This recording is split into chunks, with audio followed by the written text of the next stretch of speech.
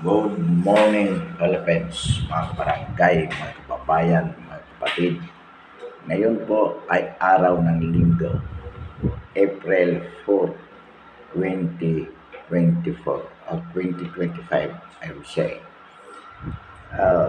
Pag-usapan po natin itong balita tungkol po sa final report ng Senate Foreign Committee o Foreign Relations Committee na pinangungunahan po ng presidential system sa katauhan ni Senator Amy Marcos. Ayon po sa nabanggit na report, ang pagka-aresto kay PRRD at ang pagpapadala nito sa ICC upang doon ikulong at tutulan sa The Hague, Netherlands ay base di umano sa comprehensive plan o malawakang plano ng pamahalaan na alisin sa landas ang mga Duterte upang si BP Sara ay hindi na makatakbo bilang Pangulo sa 2028 presidential election. Ayon sa report by Senator Amy Marcos, the comprehensive plan is politically motivated, aimed at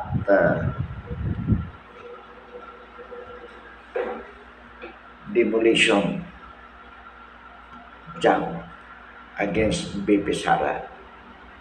At ang sinabi niya na yung impeachment, lahat ng mga investigasyon na ginawa ng Kongreso laban kay BP Sara ay ayon sa plano na kung kanilang tawagin ay Oplan Horus. So dito mga barangay, mga kababayan, mga kapatid, ay napatunayan o talagang malaki ang posibilidad na yung mga bagay na ito ay talagang sinadya ng mga administrasyon ng mga na Pangulo upang alisin sa kanilang landas ang mga Duterte upang nang sa gayon sila ay tuloy-tuloy na manatili sa kapangyarihan. Ang masakit po dito, mga kabarangay, mga kababayan, mga kapatid, habang sila ay nagpapasasa at nais manatili sa kapangyarihan, patuloy po ang pagnanakaw sa kaban ng bayan ng mga administrasyon. Kung kaya naman, tuloy-tuloy ang kapahamakan ng sambayan ng Pilipino. Ito po ang mabigat dito. Kung kaya mahigpit ang ginagawa ng pamahalaan ito upang gipitin ang lahat ng mga kritiko ng administrasyon. Halimbawa nga po yan, itong impeachment kay BP Sara, yung pagpapakulong at surrender kay PRRD sa ICC. Itong panggigipit kay Atty. Harry Roque, kung saan ayon nga sa balita, kanilang iupos ang pag-apply ng asylum ni Atty. Roque sa ibang bansa. So, ipinakikita lamang dito ng kasalukuyang mga administrasyon na lahat ng sino man mag-oppose o sumalungat sa kanila ay kanilang pahihirapan, kikipitin gamit ang kapangyarihan na tangan nila sa kasalukuyan, gamit ang buong makinarya ng gobyerno upang takutin ang sambayan ng Pilipino. Katulad ng halimbawa niya, ginagawa ng TRICOM na lahat ng mga tinatawag o tinaguriang DDS vloggers sa social media ay kanilang ipinatatawag, iimbestigahan di umano dahil sa pagkakalat ng fake news. So ito ay paraan upang mapatahimik ang lahat ng mga kumakalaban sa kasalukuyang pamahalaan. Ibig po sabihin, mga kabarangay, mga kababayan, mga kapatid, ang pamahalaan ni Bongbong Marcos bilang Pangulong Pangulo ay patungo sa isang madilim na yugto ng ating kasaysayan, katulad ng minsang ginawa ng kanyang ama na si Ferdinand Marcos Sr.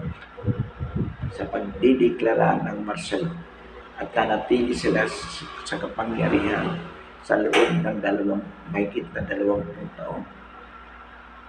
Marcos Sr. has become President of the Republic of the Philippines from 1965 to practically 1986 when he was ousted by the People's Revolution, the so-called Idsaman, in February 22 to 25, 1986.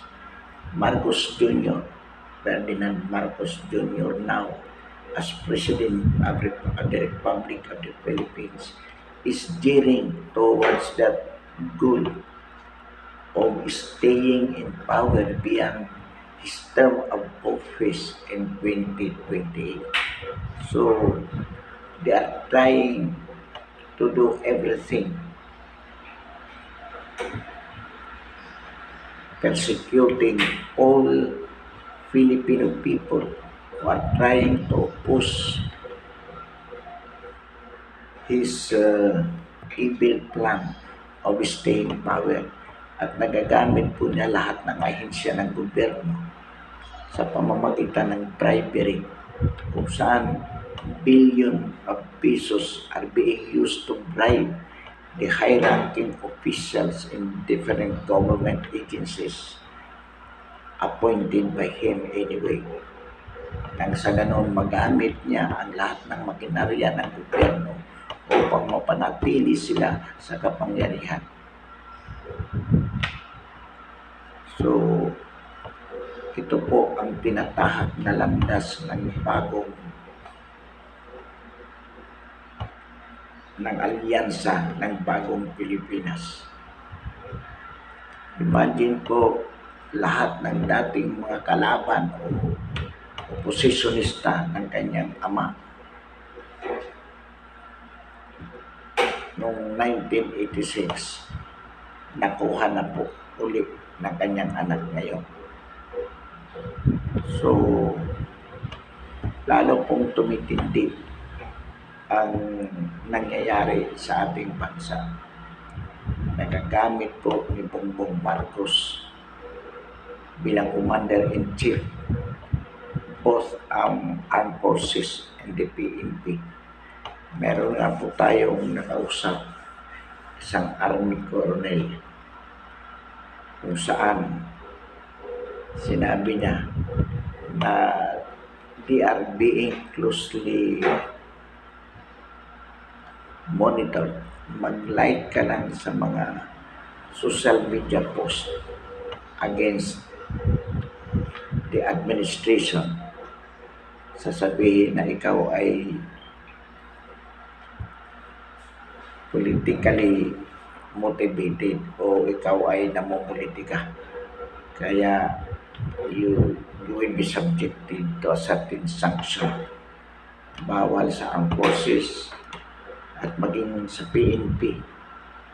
Yung kahit mismo na mag-like ka lamang sa mga social media post, lalo na kung ikaw ay magsalita laban sa administrasyon. Papayagan ka nilang magsalita kung ikaw ay PNP elements or armed forces elements. Kung ang sasabihin mo sa social media ay pabor sa administrasyon. Ngunit kung ito ay against o laban, ikaw ay maharap sa isang prosecution,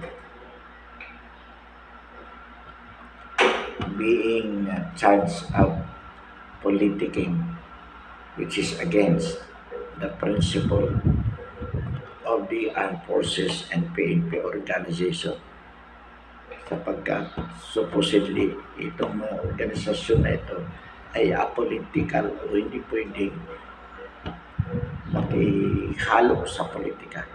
Ngunit sila naman ang ginagamit ng administrasyong ito upang gipitin ang mga kalaban ng administrasyon under the guise of implementing the laws.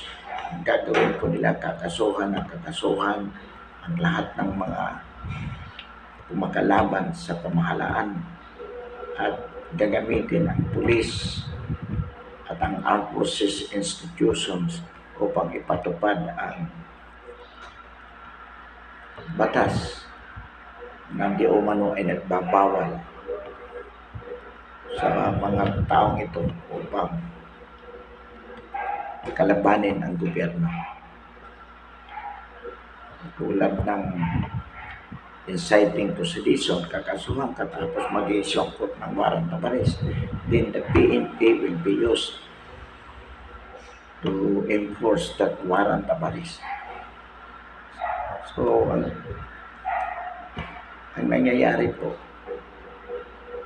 sinasabi na ang PNP o ang armed forces ay apolitical. Kaya hindi ka pwedeng salita laban sa gobyerno, ngunit ikaw naman ay nagagamit upang ipatupad ang paniniki laban sa inyo. Kaya mga kabarangay, mga kababayan, mga kapatid, nakakatakot po ang nangyayaring ito sa ating pamahalaan. Kaya ang sinasabi po natin dito, habang maaga pa, habang mayroon pa tayong panahon na ito ay labanan, kontrahin at mapigilan,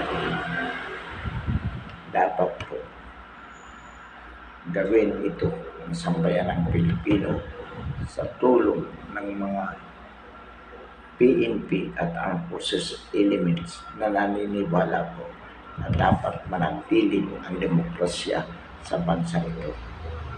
Naniniwala itong ginagawa ng kasalukuyang pamahalaan sa ilalim ng isang bangag na Pangulo sa katauhan ni Bongbong Marcos ay talagang mapanganib para sa interes ng sambayanang Pilipino.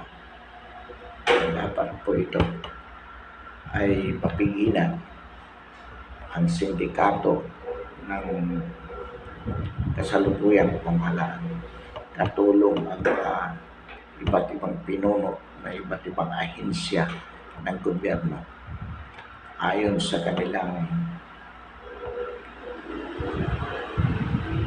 buktot na plano na tinaguriang Oplan Horus. Mga kabarangay, mga kababayan, mga kapatid, ito po ay hindi basta haka-haka lamang. Ito ay katotohanan na talagang bubulaga na lamang sa sambayanang Pilipino kung hindi po tayo kikilos habang may panahon pa para ganitong evil plan ng kasalukuyang administrasyon ay mapigilan po.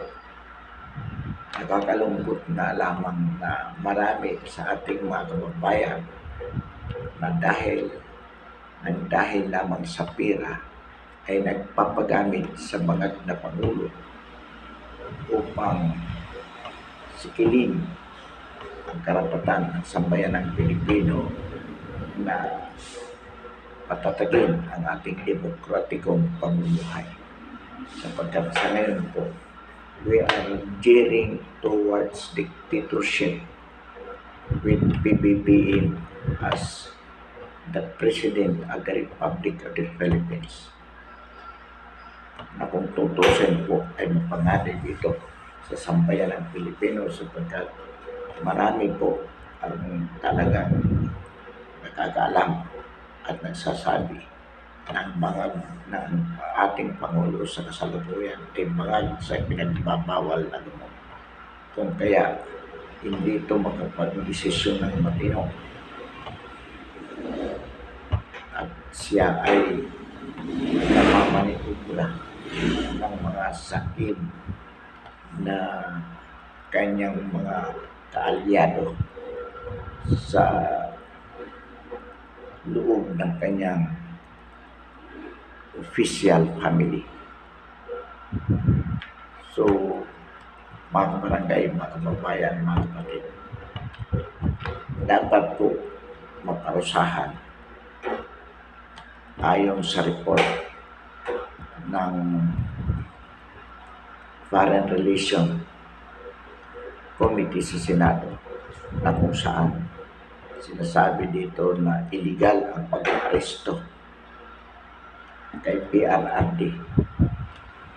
Illegal ang pagsuko sa kanya sa ICC. At kaya dapat managot ang mga tao na nasa likod ng kanyang illegal na pagka-aresto. Isa na nga po dyan si Boyeng Remulla in his capacity as Justice Secretary, ang kanyang kapatid na si John Beck Remulla as DILG Secretary, si Chief PNP General Marbil, si CIDG Head General Torre, yung si Marcos Lacanila, at yung iba pa na sangkot sa malawakang plano upang ma-aristo at madala sa dahig Netherlands si dating Pangulong PRRD. Dapat po ito at sana tayo ay naniniwala naman na ang ombudsman ay maninindigan dito at imbestigahan at kung makitaan po ng probability of certainty of conviction ang mga sangkot sa nabanggit na kaso ng kidnapping kay PRRD, dapat po sampahan nila ng kapulang kaso sa Sandigan Bayan at maasa tayo na gumugulong pa naman ang hustisya sa ating bansa. At kung talagang mapapatunayan na may kasalanan ng nabanggit na personalidad, dapat po sila ay kasuhan at iltisin at hatulan sa kanilang ginawa ng sa gayon ang ating ang sambayanan ay magkaroon ng katahimikan, kapayapaan na nariyan pa rin ang judicial system ng bansa bilang huling pag-asa upang ang demokratikong pamumuhay sa bansa nito ay manatili. Mga kabarangay, mga kababayan, mga kapatid, patuloy po ang ating panawagan na pinakailangan po na ating matalsikin ang kasalukuyang Pangulo at ang kanyang bangag na administrasyon. Gawin po natin. Kapag nakita po natin sa darating na halalan na nagkaroon ng dayaan, nanalo ang mga kandidato ng alyansa ng Bagong Pilipinas. Gayong kitang-kita naman natin na ang simpatiya ng sambayan ng Pilipino ay nasa PDP laban, dulot ng pagka-aristo sa dating Pangulo Ngunit ang nanalo pa rin ay 10-2 pabor sa alyansa ng Bagong Pilipinas. Ang ibig sabihin po niya, dinaya ng umiling ang resulta ng eleksyon sa darating na May 12. At ang susunod pong gagawin nila, mga barangay, mga babayan, mga kapatid, pagdating ng nakaupo na ang 20th Congress with more senators, with the winning 10 senators, candidates of the Alliance ng Bagong Pilipinas, i-impeach po nila si Pepe Sara. Ito po ay hudyat.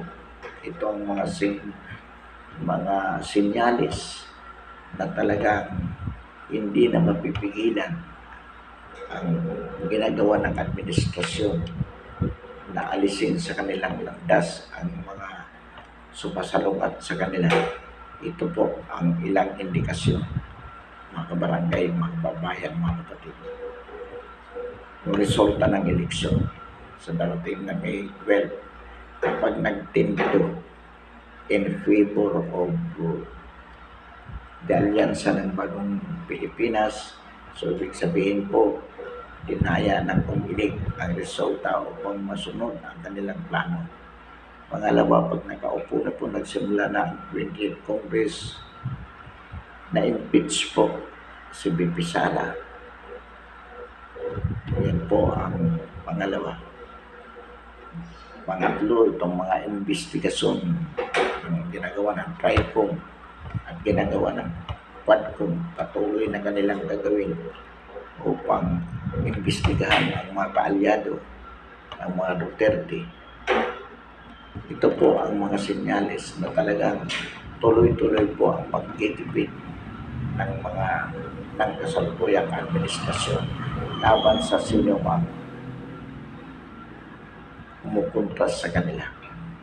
Kapag nangyari po yung mga sinyalis na ito, mga barangay, mga babayan, mga kapatid, atin pong sinasabi, dapat agad-agad na gumalaw ang sambayan ng Pilipino, ilusad ang idsapis at patalsikin sa Malacanang si PBBM, kasama po ang kanyang bangal na administrasyon. Magdeklara po agad si Pepe Sara ng revolutionary government pagkatapos na manumpa bilang successor, bilang Pangulong kapalit ni PBBM.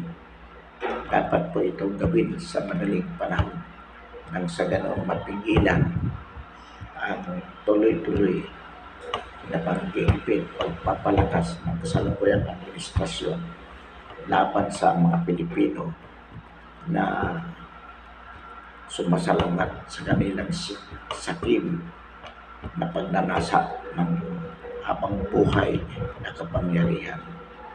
Mga kabarangay, mga kababayan, mga kapatid, kung hindi po natin ito gagawin, sino po ang nagawa? Kung hindi po natin gagawin ngayon, kailan pa po? So, muli po, at samantala atin pong batasan ating talakayan ngayong umaga at sana po manatili tayong matatag, matapang sa ating ipinaglalaban para sa tunay na interes ng sambayan ng Pilipino. Muli, marami pong salamat at magandang umaga.